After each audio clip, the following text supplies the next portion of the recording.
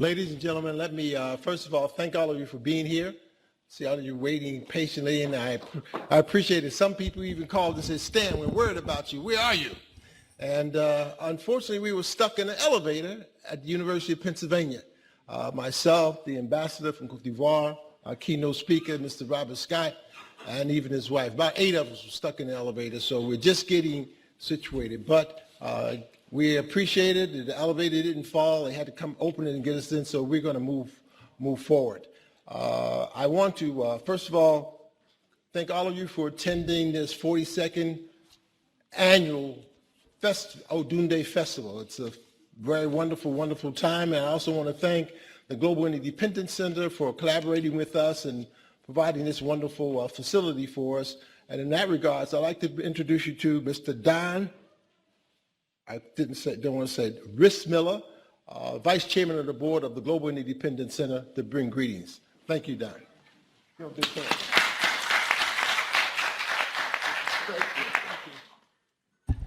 Well, thank you, Stan, and it's nice to be here and see everyone. So I'm Don Rissmiller. I do economic research up in New York, but I've had the pleasure for a number of years of being affiliated with the Global Interdependence Center. The GIC's mission is to foster a dialogue, to bring a group of speakers on a variety of topics together, not to advocate, but to educate, to inform, and to try and allow that conversation to continue both in settings like this and beyond. So there's been a natural fit for quite a long time between the GIC and the Odunde Festival, and Stan has helped bring us together. So Jill Fornito is here in the audience today. If you have any questions about GIC, please see Jill, or you can go on the web at interdependence.org to learn more. There's the event today. There are a few upcoming events if anyone is interested. The Rocky Mountain Economic Summit, which touches on topics like central banking, will be coming up on July 13th and 14th in Victor, Idaho. There'll be a delegation to Mexico City in October. We will have a central banking series conference in Arkansas on November 6th and one in Tokyo on November 10th. So without further ado, let me turn it back to Stan to get the program underway today. Thank you. Thank you, Don. Thank you, Don.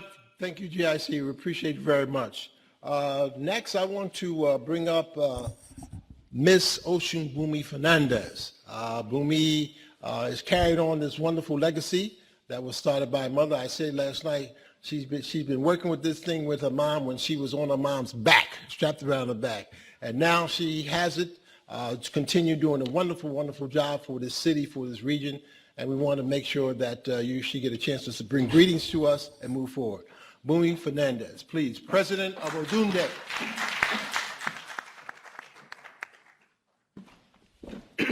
Good afternoon, everyone. My name is Oshunbumi Fernandez. I am the CEO of Odunde. I've been running Odunde for about the last 22 years. I know it's kind of crazy when I say that.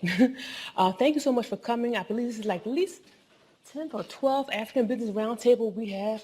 The reason why we're able to do it and bring in such powerful people and powerful dignitaries is because of Stan Straughter, who is my board member. He is the glue to bring all our international dignitaries here to Odunde, and we're so excited to have that component part of Odunde. I hope that you all can come out to Odunde. Odunde is Sunday, this Sunday, June 11th from 10 a.m. to 8 p.m. Governor Wolf will be attending. He will come. He will be at Odunde at 3:30. Mayor Kinney will be there, Congressman Bob Brady. And I just want to say thank you for supporting Odunde. Odunde survives because of people like you who come and support Odunde year after year after year after year. So thank you for coming. And if you'd like to make a donation to our children's program, you can go to our website, odundefestival.org, and click the vendor tab, and it's a tax write-off. Thank you. Thank you again, Bumi. Thank you very much. Ambassador Kana is not here today. She's going to be here on Sunday with us at Odunde with the governor, so she had to change her schedule a little bit. And in that regard, we do have a video. However, since we're late, I'm electing that we will show the video at the end, given time, and we can go right to the heart of the program. We're still waiting for Ambassador Duwaga, from Liberia. He's here with us. He wasn't stuck in the elevator, but he's coming. He's on his way now. So what I'd like to do is to introduce you to Mr. Robert Scott, who will serve as our keynote for this evening. And you have his bio here in the booklet, and I won't read it all, but he's significantly made a significant contribution to our program at the African Education Roundtable this afternoon at the University of Pennsylvania. And he's here to give you an update on current policy of the current administration on Africa and the things that will continue to move on during this administration. So please give Mr. Robert Scott a hand. Robert, you want to do it here?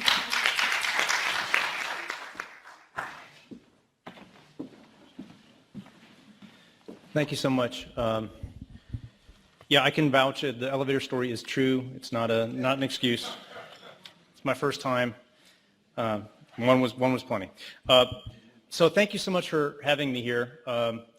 I work in, you can see my bio, but just real quickly, I work in the Bureau of African Affairs in the State Department. So one of the regional bureaus at the State Department. My area currently is West Africa and Economic and Regional Affairs. But what I'm going to do today is maybe take a look at 3 topics, which I hope would be of interest to you, and then obviously end and answer any questions that you might have. So I'll try to go through administration transition. I think everyone's interested in that. Where are we heading as far as policy goes? And I'll tell you what I know. Economic outlook on the continent, kind of broader. What are we seeing? A lot of you are following the same issues, but some of the statistics, and then challenges and opportunities. And I'll try to delve down a little bit more specifically into what it is that the State Department does and what it is that our embassies do to support you if you're trying to do business in Africa, whatever kind of business that might be. So I think as all of us are aware, as all of you are aware, with every change in administration, there will be new policies. The administration is relatively new still and is still developing its policies in regard to Africa. However, what we are seeing is that the challenges remain the same, and the responses, we believe, are likely to remain the same as well, because what we're seeing across the government is a strong history of bipartisan support, so up on the Hill as well. And our commitment to the continent has remained steadfast over the years. Many existing presidential initiatives have brought significant benefits. So if we take a look historically back, and I'll just mention 2 of them, PEPFAR, the President's Emergency Plan for AIDS Relief, and the African Growth and Opportunity Act, AGOA. I think most of us know what administration they come out of, but if I were to do a real quick pop quiz, maybe not. So AGOA, does anybody know when AGOA was put in place? PEPFAR? 20 years ago. Just about. So it's a Clinton and a Bush. So the point I'm trying to make is that a number of these initiatives, as they progress and as they start accumulating a track record in the history, we're seeing that irrespective of administration, they continue. And I think that that's the general sense that we have in the Africa Bureau, is that there will be changes in shape and format, but generally speaking, the engagement platform should remain the same. Another program that was mentioned at the Education Roundtable, of course, is the Young African Leaders Initiative, YALI, or the Mandela Washington Fellowship. That's a program that the State Department is proud of and we believe will continue. And just generally, the National Security Council currently is in the process of doing a ground-up review of existing global strategies. So what we're seeing is within the administration, within the various branches of the executive branch, or the departments within the executive branch, we're starting to see a series of meetings taking place to map out what our strategic approaches are going to be. And that might be regional, sub-regional, or sometimes specifically focused on one country at a time. So that process is ongoing, and that's traditionally what's occurred as new administrations come in. And it's driven by the National Security Council, and that remains the same. What I can share also with you is the administration has specified 4 broad global strategic guidelines for the fiscal 19 budget, and those are indicative of priorities. So let me just read them to you. So the instructions that are coming out are for every cabinet level post to take a look at the organization that they're running and to ensure that what they're doing and the money that they're spending, 1, defends U.S. national security, 2, asserts U.S. leadership and influence, 3, fosters economic opportunity for the American people, and 4, ensures effectiveness and accountability to the U.S. taxpayer. So I think those are 4 kind of leitmotifs that you're going to see going through every department in the U.S. government moving forward. Now, taking a look at the economic outlook for Africa, obviously we're all here because we share an interest in doing business or in engagement on the continent. And everybody here's got a different story as to what part of that they're playing and what their interests are. But generally speaking, I think what we're doing in the State Department and across the U.S. government is trying to boost entrepreneurship, both here and on the continent, investment and economic growth. Problematically, the global economy is, we're currently encountering headwinds, as we all know, and those are affecting countries in different ways. Some of the statistics: the value of U.S. merchandise exports to sub-Saharan Africa fell 22% to just over $14 billion in 2016. And that followed a 29% drop the previous year. Meanwhile, the value of U.S. imports from sub-Saharan Africa rose slightly, 7% last year, mostly due to the 29% increase in African crude oil sales. Economic growth in the region was at its worst level in 20 years, about 1.5% if you aggregate, according to the IMF. In the World Bank's Doing Business publication for 2017, and that's a basic measure of business regulations and enforcement, there was only one country in sub-Saharan Africa that was listed in the top 10 improvers list. Now, in previous years, African countries had comprised over half the annual top 10 improvers. That's not to exaggerate that impact, but just again to say that there are some issues that folks are facing and that you should be aware of, and I'm sure that you are aware of. You're also seeing, looking forward, the impact of the youth bulge. So a lot of different folks, academics, are taking a look at it. It's an opportunity and it's a challenge, or is it first a challenge and then an opportunity? Whatever it is, it's striking. Africa is the world's youngest and fastest growing continent in terms of population. Half of sub-Saharan Africa's population is under the age of 25, and the continent's population is projected to double to 2 billion people by 2050. So what has to happen? In order for those numbers to kind of come into balance, you have to have very strong growth in investment, jobs, GDP. Those things need to come up as well in order to keep pace. We're also seeing, though, even with all the kind of the swirl that's currently going on, that Africa still has some of the fastest growing economies in the world. This is a line that continues to be out there, and I think we all agree with it. There was an interesting discussion about natural resources, and that term has been overused for a long time because, in fact, it's investment in the people and in the youth that's coming up that will turn things for the continent. Nonetheless, there's natural resources, but I think the focus now is on human resources. How do we assist governments in tapping into the opportunity part of the youth bulge? Incredibly vital populations, young people who are innovators. I think there was a good talk earlier today about ideas that are coming up. If you take a look at mobile banking, my last 2 posts were in Tanzania and Zimbabwe. I spent 3 years in Dar es Salaam and 3 years in Harare. I just got back about 6 months ago. And I can't tell you the number of times that I met young folks, and that's not just because I'm in my 50s, who are doing incredibly innovative things with online banking in order to not just survive, but to thrive, or at least to try to thrive. Now, the policy environment in those 2 countries was extremely challenging for them. But what you saw was an explosive potential and growth in that. I recently met, I'm going to go off my speech here, I recently met with an entrepreneur out of Senegal who's doing mobile banking. They have quadrupled every quarter their business. I mean, it's a growth model that is mind-blowing. They're doing throughput as far as dollar values go. They only take a very small part of this, basically. Now, the challenge with that, we sat down and we talked to him, and he said, no, it's fantastic. We're able to provide the informal sector banking services. And now here's where we're at the crux of it. How do governments and countries in which the informal sector, in the case of Harare, now that's skewed, 92% of the people there are employed in the informal sector.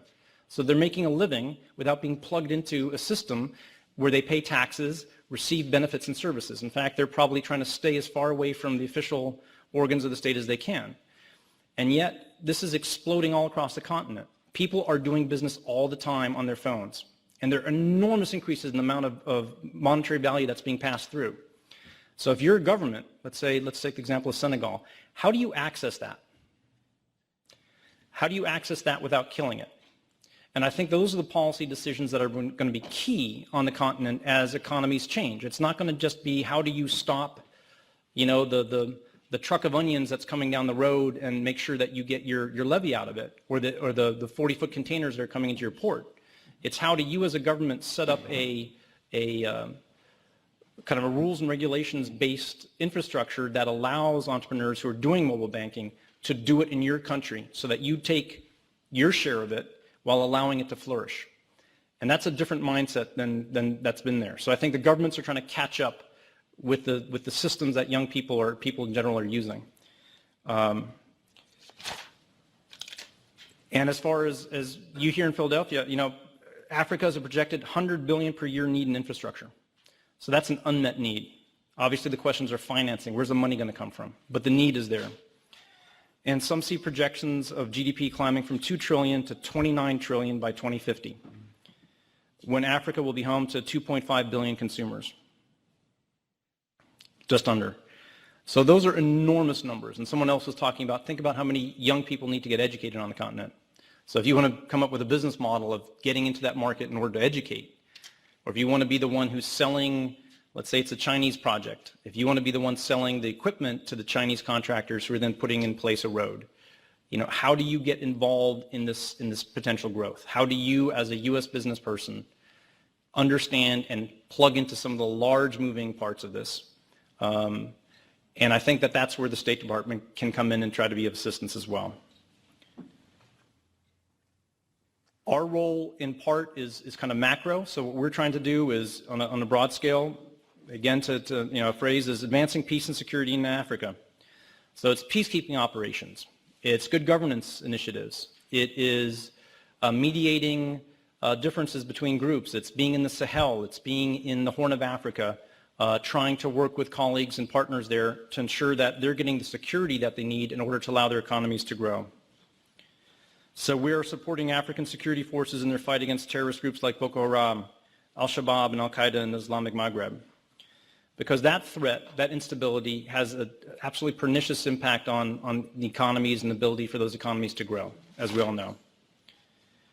Parallel to security, we're emphasizing strengthening democracy and supporting good governance. Again, other pillars of economic opportunity. And there have been recent positive trends. I've heard just out in the lobby coming in, people talking about the Gambia. So, our assistant secretary in one of her last acts went out to Banjul and was there for the inauguration of President Barrow. And if you would have bet a month before that occurred, I think you would have gotten good odds that that was not going to occur, i.e. that you would have made a lot of money on that bet. And that was, the first ever peaceful transition of power in the Gambia, but it was also ECOWAS leaders stepping up. You had presidents who, some of them were out of power at that point. They had just laid down or were about to lay down following elections their mandate, and yet they still engaged. Nigeria was there. Ghana sent its own troops on its own dime. There were some really powerful things that happened with ECOWAS to get into Gambia that helped underline that organization, those regional leaders were serious about governance and about accountability. And I think that in effect also helps with economic development and solidifying for investors a sense that we can do business here. If this is the type of leadership that's occurring in that region or in those countries, doesn't that also bounce into things that affect foreign direct investment or an ability to do business? And I would argue yes, that these things are attached. Maybe not directly, but they are attached. It's an envelope. Again, something that you're probably all aware of, one of our major economic initiatives is African Growth and Opportunities Act. We are right now sending a team from the State Department out to Lomé, Togo, where the next AGOA forum will be held. The dates aren't 100% certain yet, but it'll be the second week of August, we believe, in order to allow for congressional participation as well. And as you know, in 2015, AGOA was reauthorized for another 10 years. There's Power Africa, again, a continent-wide initiative in order to assist countries to bring in private sector monies. So this is trying to leverage some U.S. taxpayer money to bring in additional money and resources from the private sector.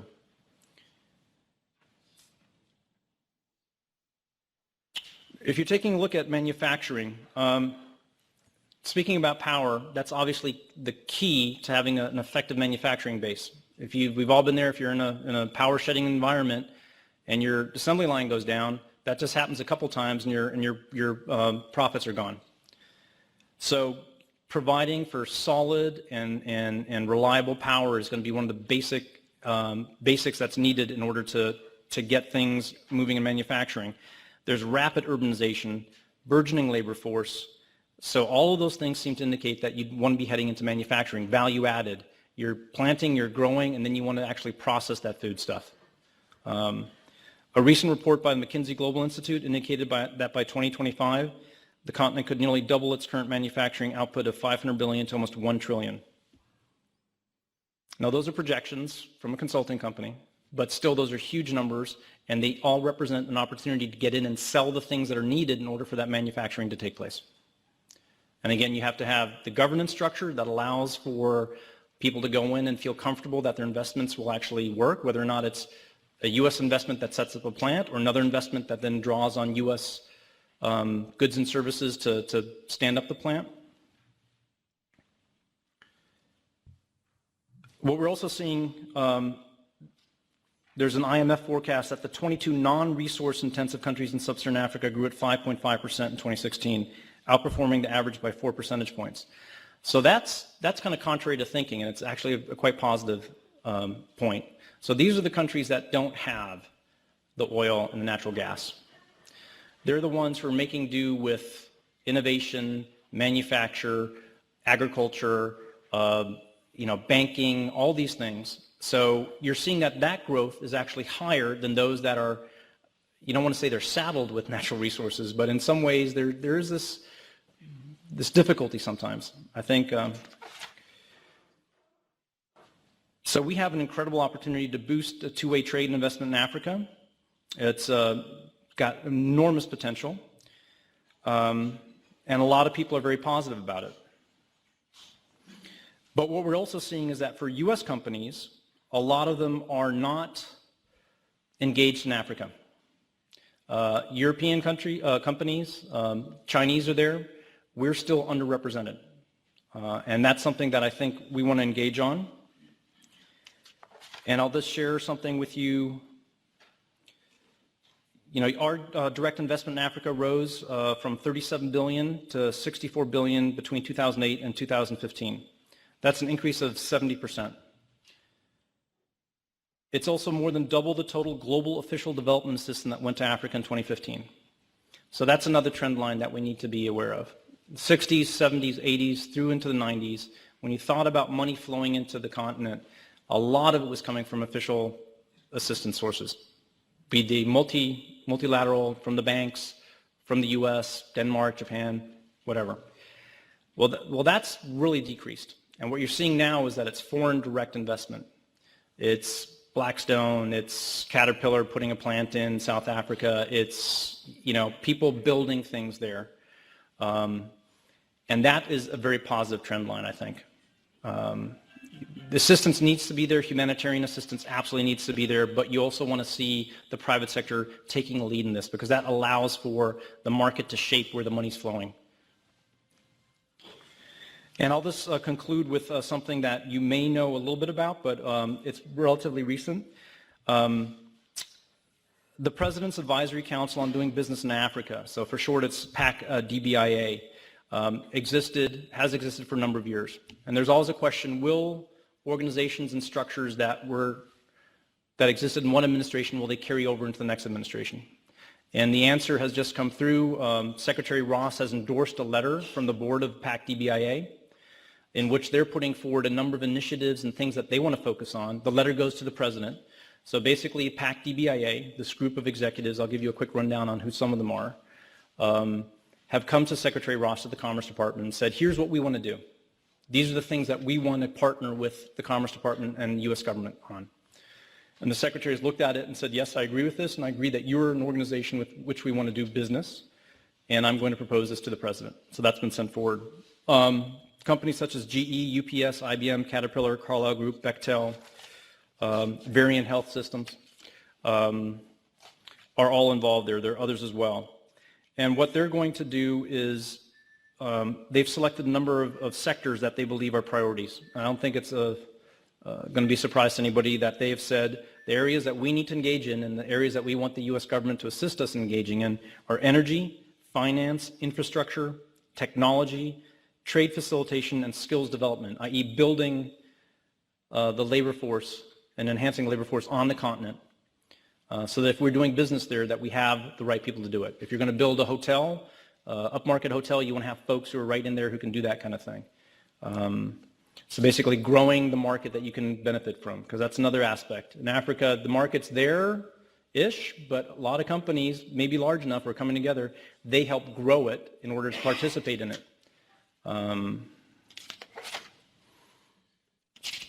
So I've just tried to throw a lot of things out there. I'm hoping that some of them were valuable. I'll stop there. In case anybody has a question, would you like to do it that way or later? Or I wanted to have you, I know you're going to leave early, so I wanted to take a few questions okay.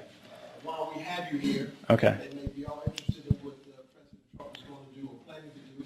And you're the only one down here who can answer that, because they're going to talk about Africa. They're going to talk about their country. So sure. You take a few questions from Mr. Scott. Folks, if you do have a question, I have a microphone. Just raise your hand. I can pass it to you. In the back.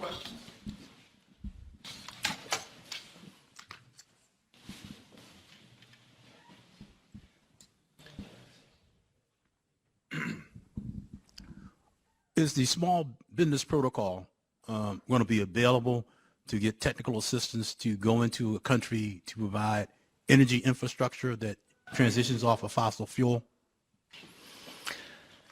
You know, I don't want to give you the wrong answer. I can go back and ask, because that sounds like it's a kind of an SBA. Was that a specific SBA program that was? You used to have procurement representatives that you could go to and get direct assistance on any programmatic activity. The question is that going to be available under the new regime? You know, I can't answer that, but I can get you the answer. My contact information is available. Yeah, absolutely. Plus, you can just, I think it should be, okay. Yeah, but we will get you the answer on that. It's not my area of expertise. I don't want to mislead you. Thank you very much. You talked about America being underrepresented in, especially in the business area in Africa. Why is it that? Why America is underrepresented? Well, I think it's just that there are larger opportunities that we can take advantage of. So we're represented. We have a large historic investment base. If you take a look at kind of our base of investment, we're still beyond where China is. A lot of people don't realize that. China is putting a lot of money in currently. If you take a look at it, they're catching up from a very low base. So U.S. companies over the decades have invested more money and are more present on the continent than the Chinese are, for example. The Europeans are probably number one at this point. But as far as doing specific business at this time, basically buying and selling things and selling into the market there, we would argue that there's an upside potential for the U.S. to get further involved in it, especially since a lot of infrastructure spending potentially is going to happen. And that's contingent on financing and coming up with innovative financing aspects. But I think the general sense is that we are going to focus on this. The PAC-DBIA is going to push for this. The State Department has some resources to assist with our 49 embassies in sub-Saharan Africa. And so that we want to be there kind of shoulder to shoulder with the U.S. business community to bring them into the market for those who are interested, because it's usually a multi-step process, as you all know. It's maybe, Vice President of Marketing finally decides, we've had some feelers. There are people who have contacted us.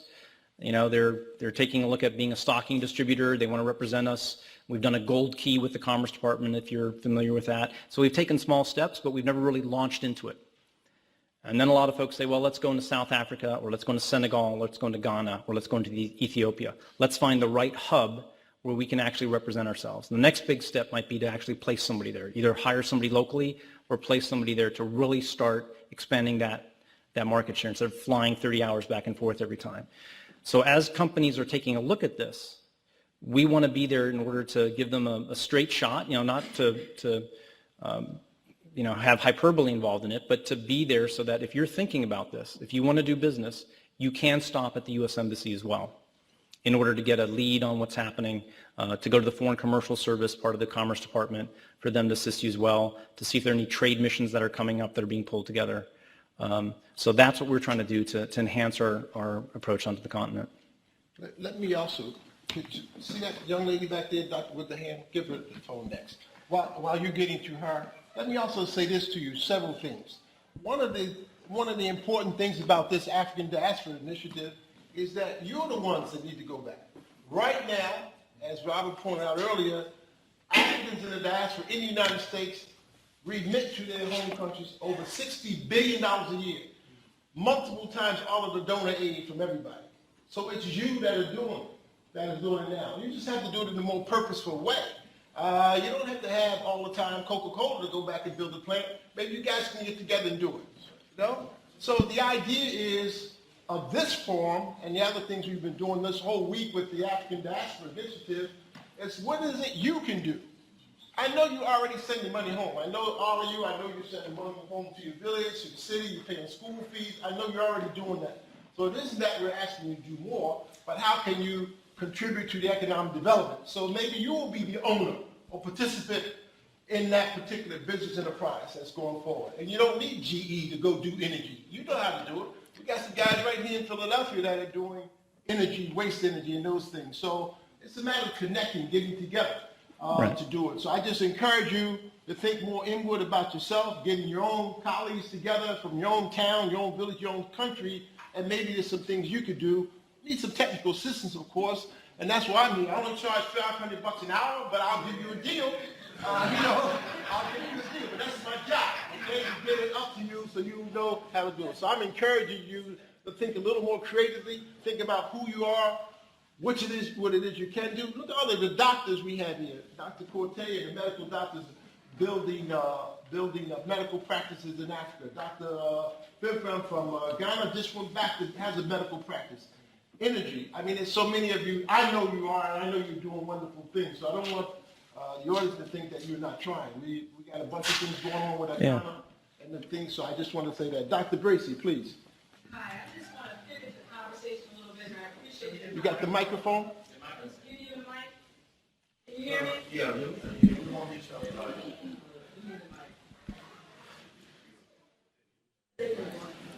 I normally project pretty well. So my question really is around what type of support we can look to the United States Embassy for, the State Department for enhancing the types of collaborations between United States and African higher education institutions that will allow for improved talent development as well as technology transfers out of prototypes that are coming out of, my interest is engineering and technology. So how can we work with you to support a much richer, deeper, authentic exchange of information and strategic investment in talent development at that level? I mean, there are a number of things that we're doing that I think people can plug into. The first, and it's been mentioned, and I'll mention some other things as well, but it's the Young African Leaders Initiative. So there are 3 tracks: entrepreneurship, governance. So what you've got there is amazing folks, 1,000 of them coming from the continent, and then they'll be arriving here in just a few short weeks, and there'll be, I think, 22 at Drexel for the first time, I was told, which is fantastic. So you'll have a whole bunch of them here in Philadelphia as well. So these are folks who have distinguished themselves and differentiated themselves in their countries by, their energy and their interests and kind of the scope in which they are. So, I'm sorry, you're shaking your head. So I didn't understand the question. I would love for you to elevate the conversation. The institutions have to collaborate. Right. So it's fabulous. The YALI initiative is outstanding. But how do I get my institution, Temple University, to collaborate with institutions in Ghana? Okay, sure. Yeah, I'm sorry. Our embassies have public diplomacy units, and in a lot of them there's something called Educate USA. So this is a system where we've got the counselors who are helping students there access universities. And they're also bringing in, when I was in Zimbabwe, and that's a country where we've got a difficult bilateral relationship. I mean, we have an open expression of difference of opinions there. And yet we've had, in my 3 years there, I think we had about 8 tours of 5 or 6 or 7 U.S. universities coming in to meet with, University of Zimbabwe in Harare, Lupane University, Women's University. And so we help facilitate that. And then we get out of the way then. We're there to bring folks together. But so educators come.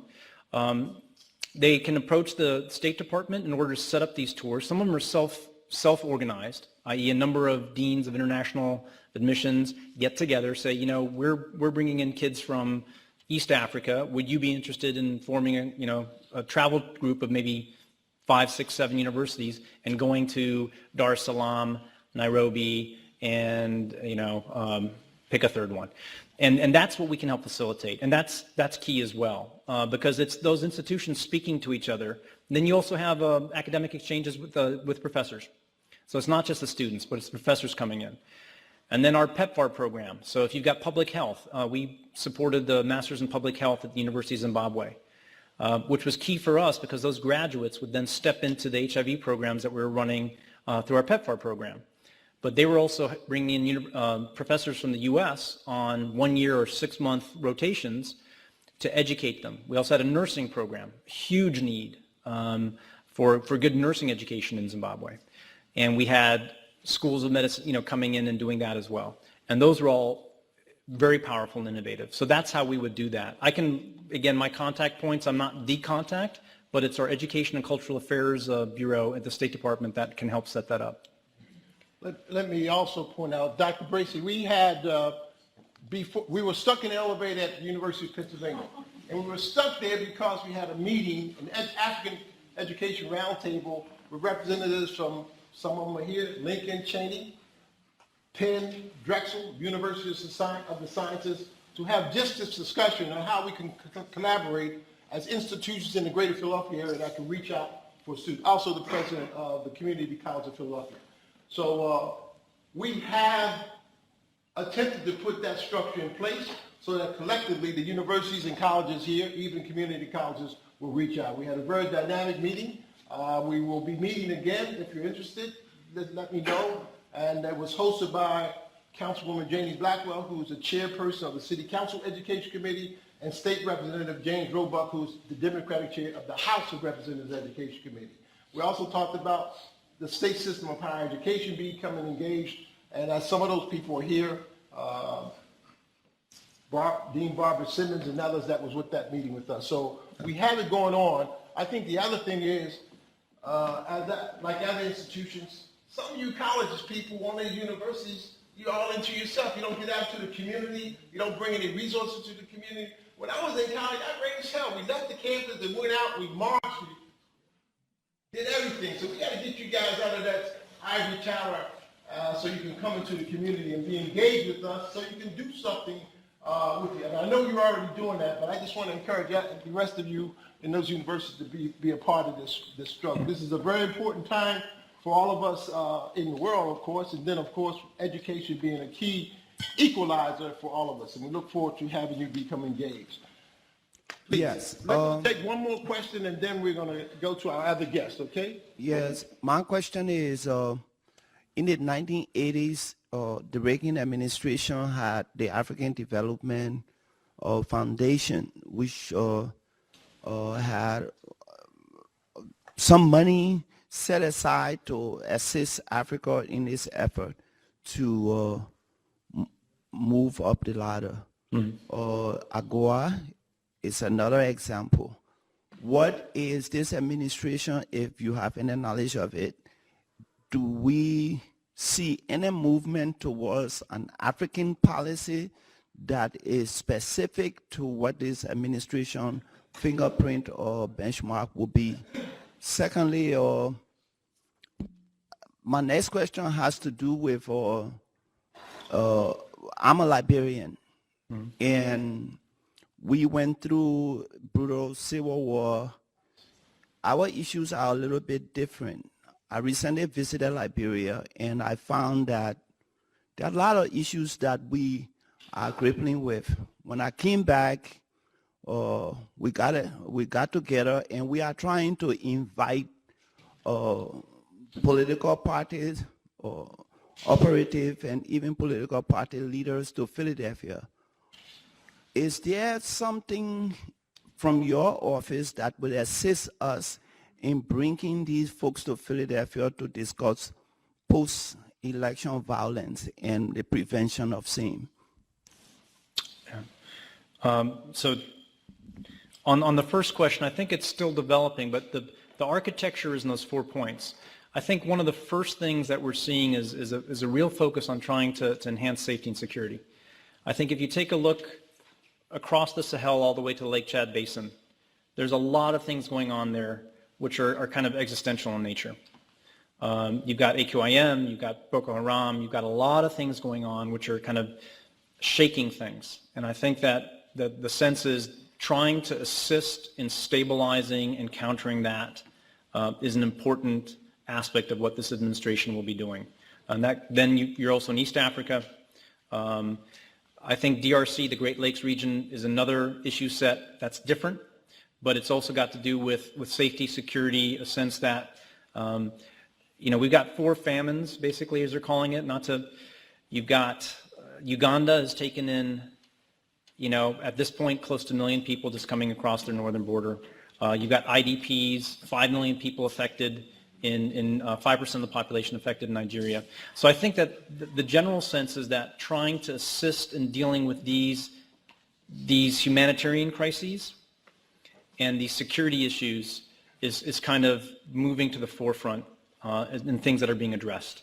There's a lot of money. The last budget, the omnibus bill for the continuation of 2017 included $990 million in additional money to go towards food assistance, humanitarian food assistance, which was a very positive development.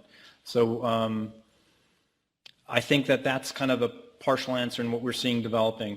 The more detailed aspects, we're not quite there yet. We haven't had the first really large engagements at the highest level.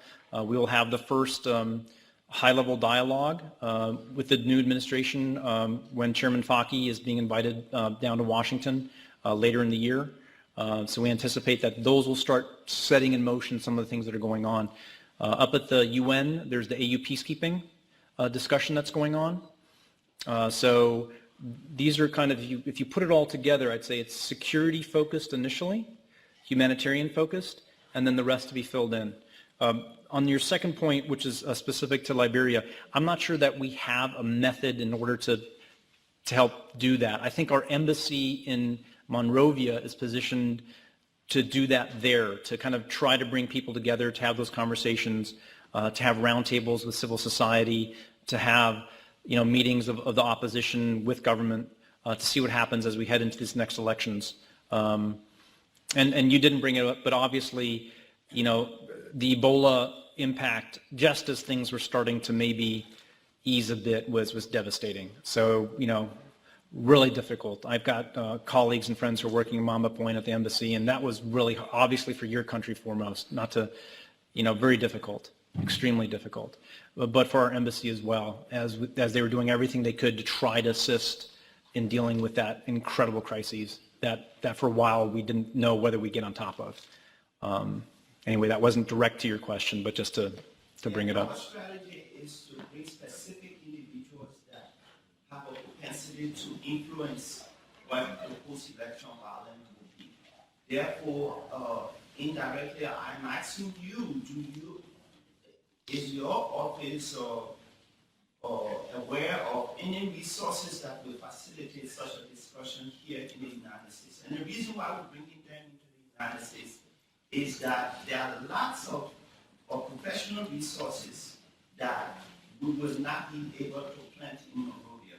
So we are trying to do it here where, like, for example, we can bring you to Philadelphia to have the dialogue when the group arrive here. Sure. I could get back to you on that, but I don't think we're set up that way. We're set up, basically, we have the embassies there in order to try to interact with everybody there and to bring the resources to the embassy and to the country, not to bring people out of the country to provide that. But it's an important question, so I can ask some questions when I get back to the office. But my sense is that, Ambassador Elder and her team in Monrovia would be the ones focused on trying to bring you together or bring those groups together to have those discussions there. Okay, ladies and gentlemen, thank you. Please give Mr. Scott a big hand. Yeah.